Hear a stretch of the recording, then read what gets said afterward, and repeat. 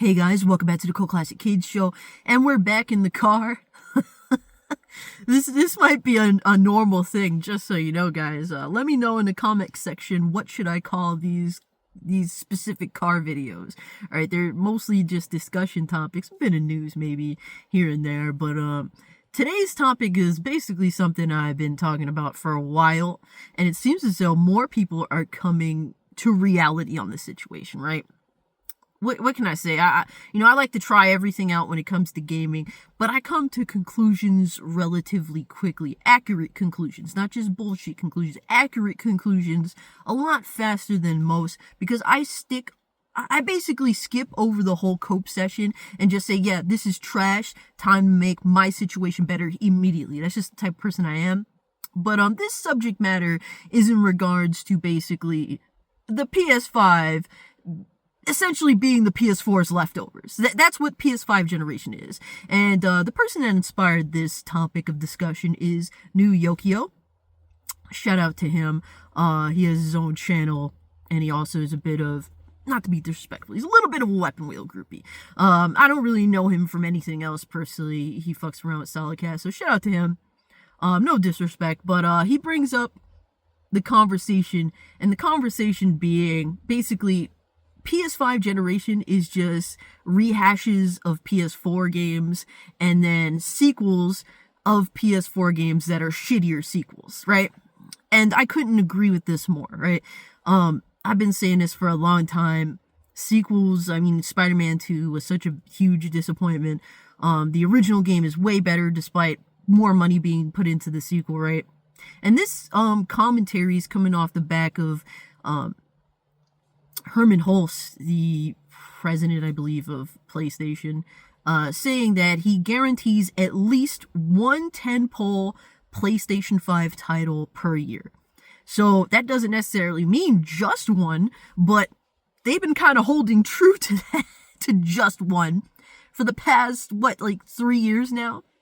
Only one tentpole PlayStation title, so basically the main meat and potatoes, at least one a year, and they've been holding to one a year for a while now. And yeah, this does nothing but reinforce everything that I've been saying about the PS5 generation. Now, mind you guys, last generation, I was primarily a PS4 gamer. I was very happy with the PS4 generation, but I also have always been known to own everything that I could possibly can. I had a Wii U, I had a Xbox One, I had a PS4, I had PC. At the time I had a laptop, a 1070 with an i7, 16 gigs RAM, and it did well for me back then. And I was very excited for the PS5 generation. And after a couple of years, I was hopeful, because usually the first year is meh, sophomore year is usually a little meh. But after that, the third year of a console generation is usually make or break for what to expect, right? And the PS5 never came into its own. All you saw was just remasters of PS4 games. I could respect a remaster of really old games, right? But all you see is remasters of PS4 games, basically PS4's leftovers being made to look prettier. Meanwhile, the entire point of the PS5 being backwards compatible with the PS4 was so that you could avoid having to waste time, resources, money on making these PS4 remasters, right? You just dropped a patch on the PS4 game, the game ran better. That was what they've done with multiple PS4 titles. Days Gone got a frame rate unlock patch. The Last of Us Part 2 got a frame rate unlock patch. I think, Ghost of Tsushima got one as well. All the major games that people, look back on got a PS5 patch on the PS4 version, but then they decided to go remaster a bunch of those same games, even though the remasters were completely unjustifiable. They were just cash grabs. They were just simply a way of marketing these games. And as a PS4 gamer looking at PS5, it's like, what the fuck y'all doing? The only thing justifiable from these was the PC ports. And PlayStation 5 gamers don't like to talk about that or come to the reality of that, right? But yeah, PS4, PS5 has just been PS4 leftovers with all these remasters, and then you have a bunch of sequels that everyone is coming to the conclusion of, usually sooner or later. Usually there's cope at first, right? But normally, eventually they've come to the conclusion that the original game is better than the sequel. The PS4 game is better than the PS5 sequel. It's happened with God of War Ragnarok. It's happened with Spider-Man 2.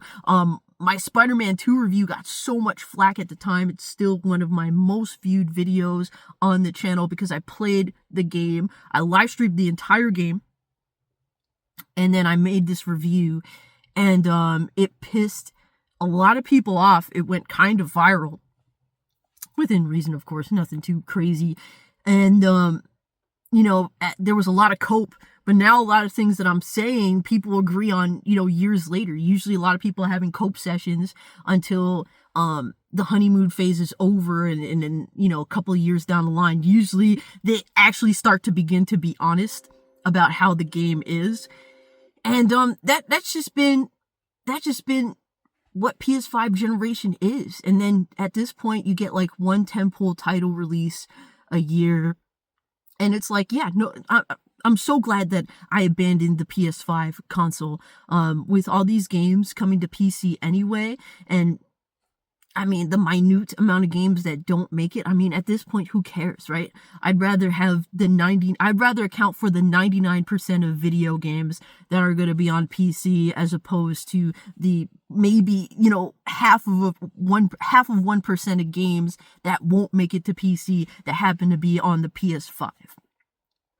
PC is past, present, and future, and you're going to see more of this as time goes on. But it's crazy to see how PlayStation has become so complacent this generation, and I called it. And what gave it all away to me was when they said they had 12 live service games in production, because I was one of those that wanted, I wanted, when I was, primarily a PlayStation 4 gamer and a PS5 gamer, I really wanted, multiplayer video games. Like, that was the big thing. That's like, man, I'm paying for PS Plus, but I never, there's no reason to use it. I'm either playing fucking free-to-play multiplayer games, or I'm playing their single-player tentpole titles.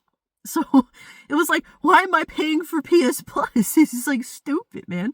But instead of giving us good multiplayer games that were attached to their single player games, like I was excited for Factions 2, that was originally supposed to be a part of The Last of Us Part 2. I would have actually liked The Last of Us Part 2 if it would have had the fucking multiplayer in it, but they decided to rip that out because they're greedy as shit.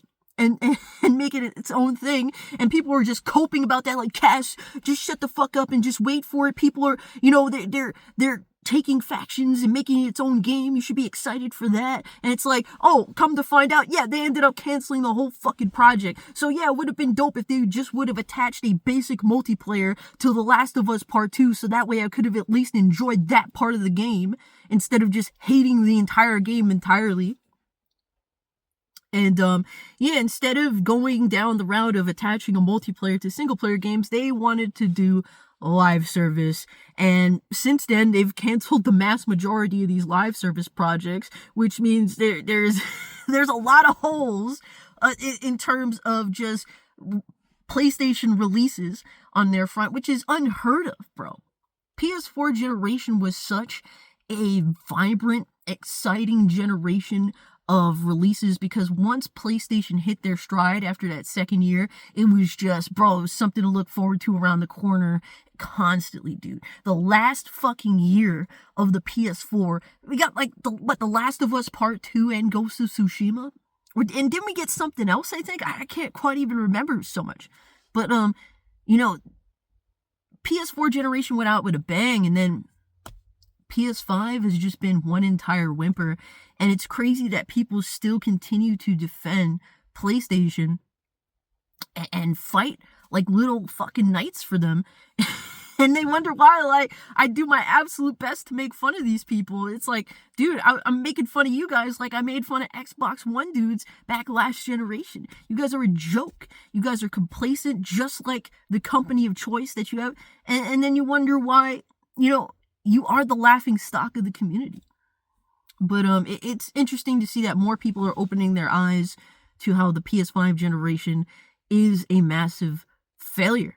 It is just the most complacent, the most bland, the most uninteresting, nothing to add to the conversation of art in any meaningful way whatsoever.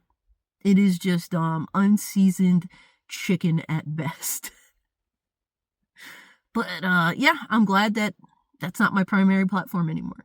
And the more people realize that, yeah, shit is fucked up. Like, shout out to Jack Move Johnny, shout out to BitCloud Gaming, who realized what was going on off rip and have been talking the honest talk instead of just being complacent with the brand that they like to play games on, right? The system they like to play games on.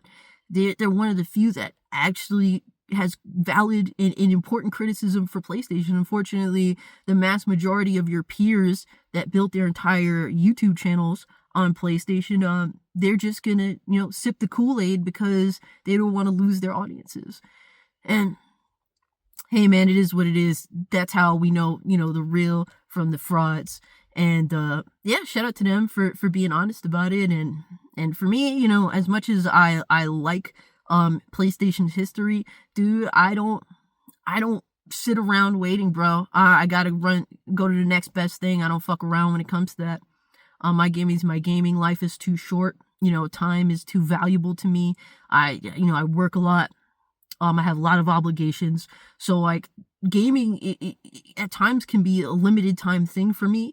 And I want to spend my time playing games that play good, that look good, that are valuable, that are great experiences. And I get that on PC, man. PlayStation doesn't provide that anymore. So yeah, it's interesting. I'm glad more people are opening their eyes to this shit. But let me know what you think about this in the comment section down below. If you can, like the video, share the video, subscribe to the channel.